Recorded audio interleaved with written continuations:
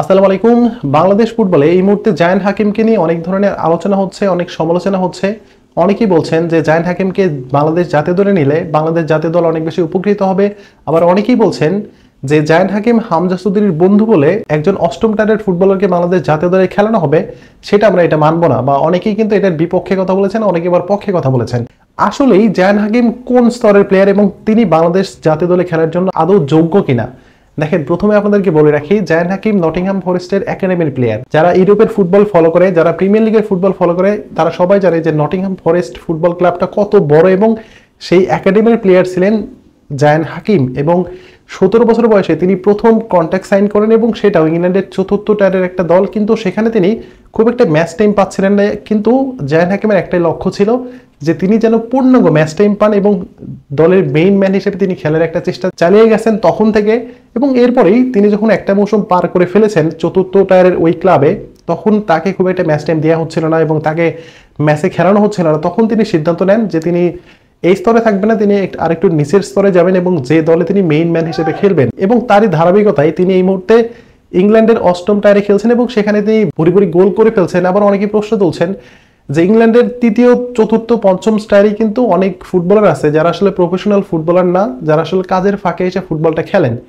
কিন্তু জায়ান হাকিম যে সেখানে অষ্টম টায়ারের ফুটবলার, তাকে বাংলাদেশ জাতীয় দলে খেলালে তিনি কতটুকু ভালো ফুটবল খেলবে সেটা নিয়ে কিন্তু অনেকে প্রশ্ন তুলেছেন। কিন্তু এখানে আমার যেটা প্রশ্ন, একদম কোনো পক্ষ না নিয়ে আমি যদি বলি, তাহলে জায়ান হাকিমের যে ফিজিক্যাল ফিটনেস, সেটা কিন্তু একজন প্রপার স্ট্রাইকার হওয়ার জন্য যা কিছু দরকার তার সবকিছু কিন্তু তার মধ্যে আছে। তার গোল করার যে অভিজ্ঞতা সেটা আছে। কিন্তু বাংলাদেশি আলামিন, যিনি আসলে ম্যানচেস্টার সিটির একাডেমিতে কোচিং করার একটা সুযোগ পেয়েছিলেন, করোনার কারণে তিনি সেখানে যেতে পারেনি। সো সেই আলামিনকে নিয়ে আপনারা যদি কথা না বলে জায়ান হাকিমকে নিয়ে কথা বলেন, তাহলে ভাই এটা নিয়ে কিন্তু আমি একটু হলেও বিরোধিতা করব। আমরা জানি যে বাংলাদেশ জাতীয় দলে এই মুহূর্তে অনেকগুলো প্রবাসী ফুটবলার আছে। এর মধ্যে অন্যতম হামজা চৌধুরী, সামিদ সোম, ফাহমিদুল ইসলাম, জামাল ভুঁইয়া, তারা সবাই কিন্তু প্রবাসী ফুটবলার। এবং প্রবাসী ফুটবলার আসার পরেই এই জায়ান হাকিমের নামটা কিন্তু সামনে চলে আসে, এবং এই নামটা সবচেয়ে বেশি হাইলাইট করছে বসুন্ধরা কিংস। এবং তারা চাচ্ছে জায়ান হাকিমকে তাদের দলে সাইন করাতে এবং তাকে বাংলাদেশ জাতীয় দলে খেলানোর জন্য। এবং আমরা জানি যে ইমরুল হাসান তিনি বাফুফের সিনিয়র ভাইস প্রেসিডেন্ট। সো তার যদি কোনো কথা বাংলাদেশ ফুটবল ফেডারেশনে ছাড়ে, তাহলে সেই কথাটা রাখতেই হবে। এবং সিন্ডিকেটের যে একটা অংশ, সেটাও কিন্তু ইমরুল হাসান তিনি চালিয়ে থাকেন।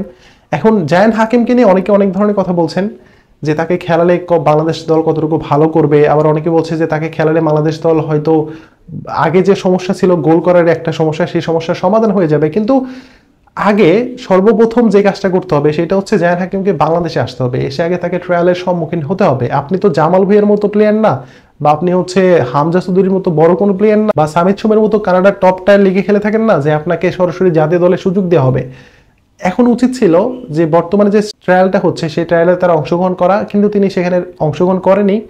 তো পরবর্তীতে বাংলাদেশ ফুটবল ফেডারেশন যদি ট্রায়ালের আয়োজন করে, তাকে ট্রায়ালে দেখা, এবং দেখার পরে যদি মনে হয় যে তিনি বাংলাদেশ জাতীয় দলে খেলার জন্য যোগ্য, তাহলে অবশ্যই তাকে জাতীয় দলে খেলানো উচিত। কারণ তার যে ফিজিক্যাল ফিটনেস বা তার যে ফিজিক্যাল অ্যাডভান্টেজ, সেটা কিন্তু তিনি খুব ভালোভাবেই মাঠের ভিতরে নিতে পারবে।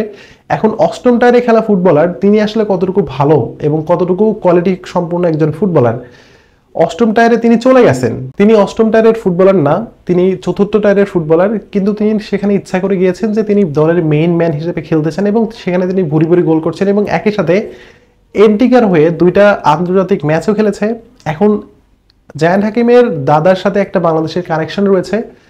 এখন পর্যন্ত জায়ান হাকিম তিনি বাংলাদেশ জাতীয় দলের হয়ে খেলবে কিনা এরকম স্টেটমেন্ট আমি অন্তত ফেসবুক বা ইউটিউব বা কোনো চ্যানেলে এখন পর্যন্ত দেখতে পারিনি।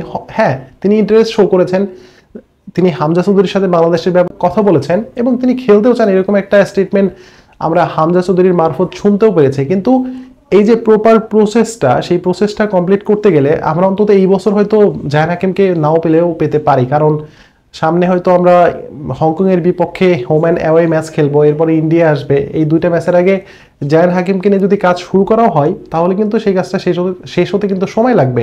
কারণ তিনি অলরেডি একটা জাতীয় দলের হয়ে 2টা ম্যাচ খেলে ফেলেছেন, এবং তার যে কাগজপত্র সবকিছু রেডি করতে হবে, সব রেডি করে বাংলাদেশে এসে খেলার জন্য যে প্রপার বা যে টাইম দরকার, সেই টাইমের ভিতরে তার কাজগুলো আদৌ শেষ হবে কিনা সেটা নিয়েও কিন্তু প্রশ্ন রয়েছে। এবং বাংলাদেশের যারা ফুটবল সমর্থক আছে তাদের মধ্যে যে একটা প্রশ্ন উঠেছে যে অষ্টম টায়ারের একজন ফুটবলারকে দিয়ে বাংলাদেশ দল কতটুকু উপকৃত হবে। আবার অনেকে বলছেন যে তাকে যদি বাংলাদেশ জাতীয় দলে খেলানো হয় তাহলে বাংলাদেশ জাতীয় দলের যে গোল করার যে লোকের অভাব সেটা হয়তো পূরণ হয়ে যাবে, কিন্তু তাকে বাংলাদেশ জাতীয় দলে খেলতে হলে প্রথমে তাকে ট্রায়ালের সম্মুখীন হতেই হবে। আপনি হামজার বন্ধু এই বলে আপনাকে জাতীয় দলে নেওয়া হবে, বা আপনি ভুরি ভুরি গোল করে যাচ্ছেন এই বলে আপনাকে জাতীয় দলে নেওয়া হবে, এটার কিন্তু কোনো সুযোগ নাই। সো বাংলাদেশ ফুটবল ফেডারেশনের উপরেই পুরো দায়িত্বটা এখন পড়ে গিয়েছে। এবং জায়ান্ট হাকিম তিনি যদি বাংলাদেশ দলের হয়ে খেলেন, তিনি কতটুকু ভালো করবেন সেটা তো সময়ই বলে দেবে। তবে একটা কথা বলবো আমি, যে বাংলাদেশি যে স্ট্রাইকারগুলো আছে এর মধ্যে আলামিন রয়েছে, পিয়াস আহমেদ নোবা রয়েছে, বা আরও যারা ইয়াং স্ট্রাইকার রয়েছে, তাদেরকে একটা প্রপার গাইডলাইনের ভিতরে নিয়ে আসেন এবং তাদেরকে প্রপারলি ট্রেনিং থেকে শুরু করে তাদেরকে এক্সট্রা ফ্যাসিলিটি দিয়ে হলেও আপনারা তাদেরকে তৈরি করেন। আমরা জানি যে আলামিন লিগে অনেক ভালো ফুটবল খেলেছে এবং এই পারফরমেন্স দেখেই তাকে কিন্তু ইন্ডিয়ার বিপক্ষে ম্যাচের স্কোয়াডে তাকে রেখেছিল, সিঙ্গাপুরের বিপক্ষে ম্যাচেও তাকে কিন্তু রেখেছিল, কিন্তু তাকে কতটুকু ম্যাচ টাইম দিয়েছে হাবির কাবরেরা সেটাও কিন্তু একটা বড় প্রশ্ন, এবং একই সাথে তিনি কতটুকু ম্যাচ টাইম পেয়েছে সেটাও কিন্তু একটা বড় প্রশ্ন। কারণ সিঙ্গাপুর বিপক্ষে যখন আলামিন মাঠে নেমেছেন এরপরে কিন্তু বাংলাদেশ দলের আক্রমণ কিন্তু অনেকটাই বেড়ে গিয়েছে। এবং আমরা জানি যে ইন্ডিয়ার বিপক্ষে বাংলাদেশ যে ম্যাচটা খেলেছে সেই ম্যাচে প্রায় 5টা গোল মিস করেছে। সেখানে মুজিবুর রহমান জনি, মোহাম্মদ হৃদয়, সেখানে ফাহিম ফয়সাল, তারা কিন্তু অনেকগুলো গোল মিস করেছে।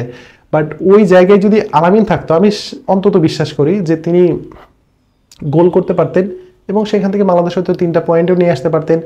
বা এই সিঙ্গাপুরের বিপক্ষে যে ম্যাচ, সেই ম্যাচে যদি কাজেম শাহর জায়গায় রাকিব হোসেন এবং রাকিব হোসেনের জায়গায় যদি আলামিন খেলতো তাহলে আপনি দেখতেন যে এখানে ফলাফল কিন্তু বাংলাদেশের পক্ষেই আসতো। বাট বাংলাদেশের প্রধান কোচ হাবির কাবরেরা তিনি দেশি কোনো স্ট্রাইকারের উপর অতটা নির্ভরশীল হচ্ছে না।